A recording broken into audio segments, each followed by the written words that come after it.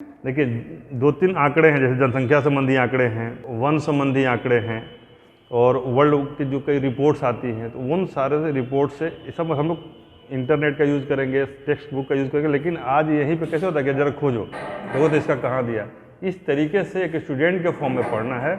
Target क्या करना है कि जैसे ही एक चीज़ को हम लोग खत्म किए, टिक लगा देंगे। महत्वपूर्ण मंत्रालय और संबंधी योजनाएं, महत्वपूर्ण मंत्री, मुख्यमंत्री, राज्यपाल, अधिकारी, हालिया चुनाव में महत्वपूर्ण पार्टियों की सीटें, टैली, आज हम लोग सब कर लेंगे। ये सब एक एक टॉपिक है, कुछ भी छूट जाता है तो एक प्रश्न छूट जाता है, लगता है कि अरे ये तो 1 मिनट का काम है, कितना देर का काम है। अभी लोकसभा में किस पार्टी को कितना सीट है, अभी बिहार में किस पार्टी को कितना सीट है, और अभी जो है जिन नए राज्यों में चुनाव हुआ वहाँ पे किस पार्टी को कितना मिला, यही ना 3 सवाल बनता है। तो ये करने में 10 मिनट लगता है, लेकिन ये 10 मिनट छूट जाएगा, परीक्षा हॉल में याद आएगा कि अरे ये तो मायावती को इतना मिला था, तो ये कर लेना, ठीक है। तो वो जो चीज़ें छूट जाती है ना, उसी को हमने मेमोरी के आधार पर लिखने का प्रयास किया। आप लोग ऐड ऑन भी कर सकते हैं इसमें, ये संसदीय शब्दावलियाँ हैं, शून्यकाल क्या होता है, बजट काल क्या होता है, इसको देख लीजिए। पूरा जो पॉलिटी पढ़ने से बढ़िया है कि टॉपिक उठाइए, टॉपिक को देख लीजिए। लिखे हैं लेटेस्ट इकोनॉमिक फैक्ट्स भी लिखे हैं, और आर्थिक शब्दावलियाँ भी लिखे हैं, ठीक है ना, महत्वपूर्ण आर्थिक शब्दावलियाँ हैं। एक सवाल आप लोग का भी बहुत अच्छा है जो आने की संभावना है, वो है राष्ट्रीय पार्टियों का संख्या और नाम, ठीक है, उससे एक सवाल आ सकता है। जीआई टैग, चर्चित व्यक्तित्व, तो इस तरीके से हमने लगभग सारे टॉपिकों को, जैसे महिलाओं का भी क्या डेटा है, आयात निर्यात का क्या डेटा है, सीआरआर ये सब का, एसएलआर का क्या है, एमएसएफ क्या, ये सब आज हम लोग करते करते ख़त्म करेंगे। नहीं, आज के बाद अब कल नहीं है, आज ही जो है सो है, उसका कल टेस्ट है, आप लोगों को सेल्फ स्टडी करना पड़ेगा। आज जितना हुआ बाकी हम टॉपिक दे देंगे, अभी हम हल्का करके ही बताएंगे आपको, घबराइए मत। और बाकी फिर आप जो बचेगा ना वो आप लोग खुद कर लीजिएगा। अभी हम एक काम करते हैं, आप स्कैन करके ग्रुप में ये सारा टॉपिक भेज दीजिए। टॉपिक आप लोगों को पहले भेज दे रहे हैं, ये हमारे कल रात में हम लिखे हैं, तो थोड़ा बहुत कहीं कहीं सुपाठ्य है, कहीं कहीं अपाठ्य भी हो सकता है, लेकिन आप लोग उसको कोऑपरेट कीजिएगा। अभी हम लोग स्टार्ट करेंगे मॉडर्न इंडिया से, ठीक है ना। तो मॉडर्न इंडिया के अपने अपने सोर्स निकालिए आप लोग। देखिए, एक इसमें हम लोग एक काम कर रहे हैं कि जैसे कुछ टॉपिक को जो है ना, मतलब केवल पढ़ लेना है यहाँ पर, जैसे आपका रिवीजन हो जाए, ठीक है, तो उसको हम पढ़ेंगे तो फिर कोई बात नहीं, हम तो 2 बार 1 बार करके पढ़ ही देंगे। लेकिन ऐसे यदि किसी स्टूडेंट के थ्रू पढ़वाते हैं तो उनको 2 बार पढ़ने के लिए बोलेंगे उस बात को। ये किताब पहले एक समय था ना कि केवल इस किताब को पढ़ लीजिए और पीटी को रोक नहीं सकता था, ये जो बुक है स्पर्धा प्रकाशन का, लेकिन समय के साथ थोड़ा सा कमज़ोर पड़ गया। बहुत जेन्युइन आदमी है जो इसके पब्लिशर हैं, मतलब कि जो इसके राइटर हैं, हम जानते हैं उनको। चलिए, सबसे पहला टॉपिक जो हम लोग उठा रहे हैं वो है भारतीय इतिहास के प्रमुख युद्ध, ठीक है। हम एंशिएंट से स्टार्ट करेंगे और ये सब प्रमुख है, ये कुछ छूट जाएगा तो उसमें परेशान नहीं होना है। यह प्रमुख युद्ध है, सभी युद्ध नहीं है, ठीक है, जितना आप लिख सके। भारतीय इतिहास के प्रमुख युद्ध। अब यदि आप लोगों को बाद में समय रह गया तो उसमें थोड़ा बहुत ऐड ऑन कर सकते हैं, ठीक है। लिखिए, झेलम का युद्ध। हम कोई भी चीज़ जो है ना 2 बार बोलेंगे फिर आगे बढ़ेंगे, आप लोग 23 से लिखिएगा। झेलम का युद्ध 326 में हुआ था, 326 में, और इसको हाइडेस्पीज का युद्ध भी कहीं कहीं कहा जाता है, क्योंकि हाइडेस्पीज जगह पे हुआ था। इस जगह का नाम था हाइडेस्पीज। मतलब यदि यूनानी वृत्तांत पढ़ेंगे तो हाइडेस्पीज कहा जाएगा, नहीं तो भारत में इसको क्या कहा गया, झेलम का युद्ध। यह सिकंदर और पुरु के बीच में हुआ था, जिसमें सिकंदर जीता था। झेलम का युद्ध। कलिंग का युद्ध आपको पता है, 261 बीसी में। ये कब हुआ था, 326 में। हाँ, सब बीसी, हाँ बीसी, ठीक है। सिंधु का युद्ध, हाँ कलिंग युद्ध, अशोक जीता था इसमें। कलिंग नरेश और अशोक के बीच में हुआ था, ठीक है। तीसरा, सिंधु का युद्ध, बैटल ऑफ इंडस कहते हैं इसको। ये लंबा चला था, ठीक है, यह 75 बीसी के आसपास में हुआ था। ये वसुमित्र शुंग इसमें जीता था, वसुमित्र शुंग, कोई बात नहीं, यहाँ पर है। हूण और स्कंदगुप्त के बीच में युद्ध, हूण और स्कंदगुप्त के बीच में युद्ध, हूण वर्सेज स्कंदगुप्त, 455 से 467, 455, 467, हूण स्कंदगुप्त, इसमें स्कंदगुप्त जीता था, ठीक है। एक बहुत 455 to 467 BC, 455 इसका प्रकर्ष का टाइम था मोटा मोटी, ठीक है ना। रावर का युद्ध, यह भी आप लोगों ने नाम सुना होगा, रावर का युद्ध। और ऐसे, हाँ, रावर का युद्ध पूछ चुका है एक बार, और संभावना है कि बार बार पूछेगा। यह 712 में हुआ था, मोहम्मद बिन कासिम और दाहिर के बीच में। 712 AD। यही पहला व्यक्ति था ना जो मोहम्मद बिन कासिम और दाहिर, इसमें मोहम्मद बिन कासिम जीता था। रावर के बाद लिखिए छठा नंबर पे पेशावर का युद्ध, 1001 में हुआ था पेशावर का युद्ध, महमूद गजनवी और जयपाल के बीच। ये सब सवाल बनने वाले प्रश्न है, ठीक है ना, इन्फॉर्मेशन। पेशावर का युद्ध पंजाब, महमूद गजनी और जयपाल के बीच में हुआ था, महमूद गजनी। फिर लिखिए वैहिंद का युद्ध, वैहिंद, गजनी, वैहिंद का युद्ध। जूली आप लिख पा रही हैं, वैहिंद, व पे आयकार और हिंद, वैहिंद का युद्ध 1009 AD में हुआ था, 1009। महमूद गजनवी और आनंद पाल के बीच हुआ था यह। इसको आप टिक लगा लीजिए, इस बार हो सकता है यह सवाल आए। पाल वंशीय शासक था, लेकिन काफ़ी लंबे, मगध के समय था, हाँ, आनंद पाल, ठीक है ना। महमूद गजनवी जीता है इसमें। फिर तराइन का पहला, तराइन का दूसरा तो आप लिख ही लीजिएगा, इसमें दिक्कत नहीं है। Tarain first, Tarain two. चंदावर का युद्ध आशुतोष 1194 लिख लीजिए, तराइन लिख लीजिए, तराइन 1, तराइन 2, उसका इन्फॉर्मेशन नहीं टाइम पास कर रहे हैं, ठीक है। फिर लिखिए चंदावर का युद्ध 1194, जयचंद्र और मोहम्मद गोरी के बीच में, जगह चंदावर जगह पे हुआ था, मोहम्मद गोरी जीता। महमूद गजनवी था, अब मोहम्मद गोरी। चलिए, हमने तराइन को स्किप किया। क्या कोई ऐसा है जिसको तराइन का पता नहीं है? तराइन का जूली आपको पता है तो लिख लीजिए, फिर आपके लिए गड़बड़ हो जाएगा। देखिए, तराइन का प्रथम युद्ध 1191, चौहान वर्सेस गोरी, चौहान जीते थे इसमें, पृथ्वीराज चौहान। और तराइन का दूसरा युद्ध 92 में हुआ था, तराइन के मैदान में ही। इसमें भी सेम लोग थे, लेकिन जीत गए मोहम्मद गोरी और भारत का भाग्य पलट गया। चलिए, अगला युद्ध 1526 में पानीपत का फर्स्ट युद्ध, इसके बारे में बताने की जरूरत नहीं है, अभी हाल फिलहाल में पढ़ाए हैं। उसके बाद 12वां युद्ध लिखिए खानवा का युद्ध, ठीक है, इसको बताने पड़ेगा, राणा सांगा और बाबर के बीच। फिर उसके बाद बिलग्राम का युद्ध लिखिए, घाघरा उघरा छोड़ दिए, ठीक है ना। बिलग्राम का युद्ध लिखिए, कन्नौज में हुआ था, शेर शाह सूरी और हुमायूं, इसका भी चर्चा कल ही किए थे।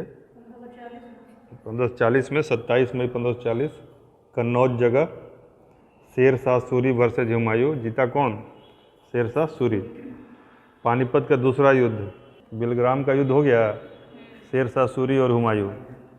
फिर पानीपत का दूसरा युद्ध बैरम खां और हेमू के बीच, मतलब सेनापति था, इसमें बैरम खां जीता, ठीक है, यानी अकबर वर्सेज हेमू भी लिख सकते हैं आप इसको। तालीकोटा का युद्ध लिखिए अगला, बैरम, पानीपत, ठीक है ना। तालीकोटा के युद्ध को ही राक्षस तंगड़ी का युद्ध कहते थे। तालीकोटा के युद्ध को कहते थे, बन्नी हट्टी भी कहते थे और राक्षस तंगड़ी भी कहते थे। यह 23 जनवरी 1565 को हुआ था, तालीकोटा जगह पर, 23 जनवरी 1565, बहुत ही इंपॉर्टेंट डेट है। उसके बाद सारा उधर का साम्राज्य मतलब छत बिछत हो गया था। ये लिखिए हुसैन निजाम शाह वर्सेज राम राय, हुसैन निजाम शाह वर्सेज राम राय, निजाम शाह और राम राय के बीच हुआ था, इसमें निजाम शाह जीते थे। हल्दी घाटी, ये मतलब दक्कन एरिया में है तालीकोटा, राज कहा जाए तो बाउंड्री पर है, आपको कर्नाटक के बॉर्डर पर है तालीकोटा जगह। विजयनगर का ही पार्ट था ये, विजयनगर बहमनी का बॉर्डर बनता था इससे, वहीं पे लड़ाई हुआ था ये। हल्दी घाटी का युद्ध, यह 16वां युद्ध, 16 हो गया, कोई बात नहीं। हल्दी घाटी का युद्ध 76 में, 76 में 18 जून को हुआ था। इसमें अकबर वर्सेज राणा प्रताप, लेकिन अकबर का सेनापति मान सिंह, यानी मान सिंह वर्सेज राणा प्रताप, ठीक है ना। हल्दी घाटी का युद्ध हो गया। फिर 17वां लिखिए पलासी का युद्ध, 1757 पलासी का युद्ध, ये सब अंग्रेज वर्सेज सिराजुद्दौला, अंग्रेज वर्सेज सिराजुद्दौला। फिर 18वां लिखिए बांडीवास का युद्ध, बैटल ऑफ बांडीवास, 1760 बांडीवास, अंग्रेज वर्सेस फ्रांसीसी, ठीक है। आप लोग उसका देख लीजिएगा कौन कैप्टन था उसका, दोनों का। हाँ, आयरकुट और वर्सेस लाली, लाली होगा ना, काउंट डिलाई। हाँ, 1760 पानीपत का तीसरा युद्ध लिखिए। हाँ, पानीपत का तीसरा युद्ध 61 में, 15 जनवरी 61, दही चूड़ा खा के हुआ था ये युद्ध। पानीपत, अहमद शाह अब्दाली वर्सेस सदाशिवराव भाऊ, यही पूछता है। यानी मराठा की तरफ से कौन था? सदाशिवराव भाऊ। सदाशिवराव भाऊ, अहमद शाह अब्दाली इसमें जीता था, ठीक है। फिर बक्सर का युद्ध 1764, 1764, इसमें शाह आलम, सुजाउद्दौला, मीर कासिम, कोई नहीं, इस बार डेट नहीं पूछेगा। चलिए, बक्सर का युद्ध लिखिए, अंग्रेज वर्सेज मुगल सम्राट शाह आलम द्वितीय, सुजाउद्दौला प्लस मीर कासिम, यानी तीनों का गुट था। अभी सोचो कि तीन महत्वपूर्ण जो शक्तियाँ थी वो मिल गई एक साथ, तो जब हार होगा तो एक ही साथ सबका हार हो जाएगा ना, इसीलिए बहुत डिसाइसिव था। पलासी में यह तय हुआ कि कौन शासन नहीं करेगा, और बक्सर में यह तय हुआ कि अब कौन शासन करेगा। चलिए, तो बक्सर का युद्ध हो गया। अब लिखिए पहला मैसूर युद्ध। पहला मैसूर युद्ध 67-69, 1767, यानी 1767-1769, East India company versus Haidar Ali. 1767 to 1769, East India company versus Haidar Ali. Haidar Ali के साथ कौन दिया था? हैदराबाद का निजाम। बक्सर के बाद मैसूर युद्ध। मैसूर युद्ध में ईस्ट इंडिया कंपनी और निजाम और हैदर अली की सेना। हैदर अली उसमें मेन था, निजाम और मराठा उसका मदद किया था, ठीक है। और डेट 1767-1769, यानी 1767-1769। दूसरा लिखिए 80-84, सब 1700 में ही। इसमें अंग्रेज का मुकाबला किससे हुआ? हैदर अली से, या बाद में टिप्पू सुल्तान से। 80 to 84, और ये अंग्रेज वर्सेज हैदर अली एंड टिप्पू सुल्तान, क्योंकि बीच में ही हैदर अली की मृत्यु हो जाती है। हाँ, तो टिप्पू सुल्तान का युद्ध भूमि में ही राज्याभिषेक होता है। तृतीय मैसूर युद्ध लिखिए 90-92, 1790 से 1792, 1790 to 92, ठीक है। यह अंग्रेज वर्सेज टिप्पू सुल्तान। इसके पहले के दोनों युद्धों का परिणाम क्या था कि पहले में मैसूर जीत गए, पहला में लगभग उसके फेवर में था हैदर अली, दूसरे में संधि हो गई।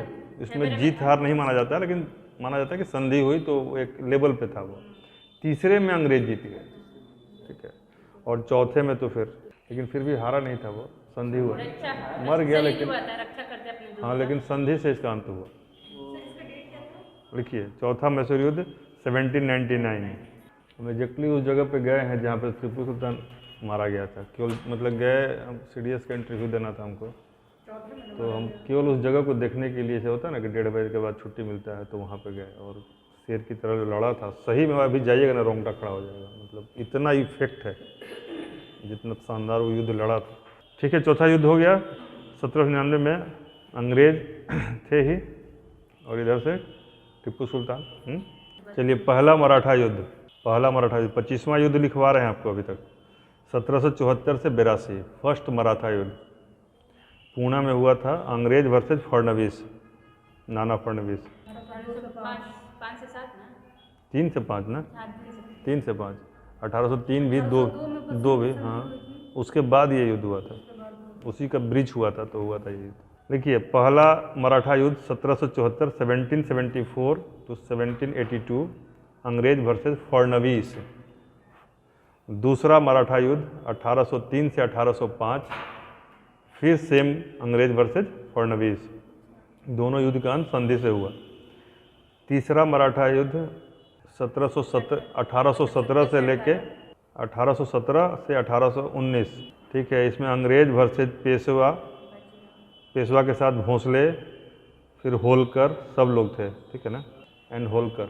इसमें अंग्रेज भोंसले और होलकर, ठीक है। एक युद्ध लिखिए, यूनिक है, कई बार यूनिक पूछता है तो आप लोग का अपर हैंड रहेगा। मियानी का युद्ध लिखिए, मियानी, मियाँ में नहीं लगा दीजिए, मियानी हो जाएगा। मियानी का युद्ध 1843 में हुआ था, आपको याद है, सिंध एनेक्सेशन से सवाल पूछा था ना, उस युद्ध को ही मियानी का युद्ध कहते हैं। सिंध का जो अधिग्रहण किया था, तो उसी से, हाँ, चार्ल्स नेपियर वर्सेज तालपुर। लिखिए, मियानी का युद्ध चार्ल्स नेपियर वर्सेज तालपुर अमीर, सिंध की तरफ से जो लड़ा था उसका नाम क्या था? तालपुर अमीर, तालपुर, तालपुर, ठीक है। मियानी का युद्ध, अमीर, अमीर, तालपुर अमीर, तालपुर अमीर, ठीक है। फिर अगला लिखिए पहला सिख युद्ध, 1843 सिंध वाले का पहला सिख युद्ध 45-46 पंजाब अंग्रेज वर्सेस सिख, और दूसरा सिख युद्ध 1849, ठीक है। दोनों में अंग्रेज ही विजयी रहे। 30 हो गया है, अभी घट रहा है कुछ। आंग्ल फ्रांसीसी लिख दिए, लिखिए आंग्ल फ्रांसीसी युद्ध पहला 46 से 48, 1746 से 1748, 1746 to 48। अंग्रेज तो सब में आंग्ल फ्रांसीसी है, लेकिन इसमें सवाल ये नहीं पूछता, सवाल पूछता है किस संधि से इसका अंत हुआ? एक्स-ला-शापेल, लिख लीजिए एक्स-ला-शापेल 1748 में हुआ, एक्स-ला-शापेल की संधि उससे हुआ। एक्स-ला-शापेल अलग अलग 3 वर्ड हैं, एक है एक्स डैश दे के ला और फिर शापेल, हाँ वो फ्रेंच वर्ड है इसलिए। इसका कारण क्या था इस युद्ध का कारण? हाँ, ऑस्ट्रिया का उत्तराधिकारी। होता क्या था कि जो यूरोप में इनका कन्फ्लिक्ट होता था, तो यहाँ पर तो हम डिटेल में नहीं जाएंगे, ये हम लोग रिवीजन कर रहे हैं, आप लोग ऑलरेडी सब पढ़े हुए हैं। चलिए दूसरा वाला जो युद्ध था फ्रांसीसी वाला, वो 49 से 54, हाँ वेरी गुड। हैदराबाद, ये इसका जो अंत पूछेगा कैसे हुआ, तो पौंडीचेरी की संधि से, पौंडीचेरी की संधि, ठीक है। और तीसरा जो युद्ध था 7 साल चला था, ठीक है, 58 से 63, 58 से शुरू हुआ और लगभग 7 साल चला यूरोप में, और यहाँ चला 5 साल। वो पेरिस की संधि से ख़त्म हुआ था। और इसके बाद इसी युद्ध के मतलब ये जो सप्तवर्षीय युद्ध चल रहा था, इसी में एक बैटल था। देखिए वार क्या है? वार is cumulation of many battles. तो बैटल्स में जीत हार होती है और उससे जोड़ के फिर युद्ध में जीत हार तय किया जाता है। इसी में एक बैटल था बांडीवास की लड़ाई 1760 में। तो बांडीवास का जो युद्ध हुआ ना, वो निर्णायक था। यानी अंग्रेजी फ्रांसीसी में पूछे कि सबसे निर्णायक युद्ध कौन है, तो बांडीवास 1760 में हुआ था, ठीक है। पहला वाला युद्ध में पूछ देगा कि भाई इसमें कौन था, ये फ्रांसीसी कौन ये किया था लीड, तो डुप्ले। मराठा वाले में 2-3 बातें और लिख लीजिए, उससे सवाल आ सकता है इसलिए बता रहे हैं, ठीक है। मराठा का पहला युद्ध जो लिखा है 1782,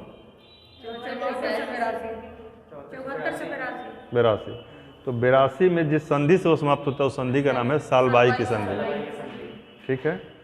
दूसरा जो मराठा युद्ध है वह राजघाट की संधि, ठीक है।